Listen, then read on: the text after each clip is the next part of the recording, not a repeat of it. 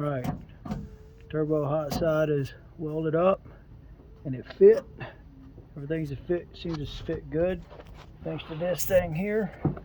If it wasn't for that, it wouldn't fit very good. You can see how it takes a bend there.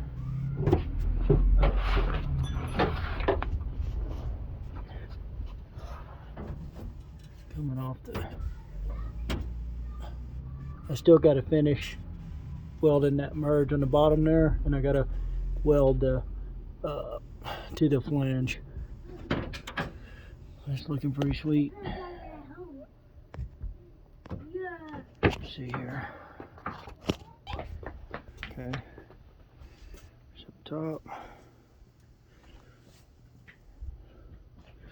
Very, very tight. It's like a playing card away from the frame rail.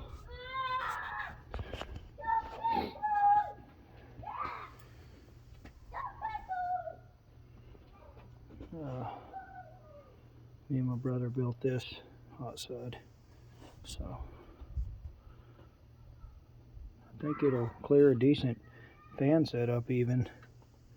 We'll have to see what happens. Get the Super Sniper on there, go for it.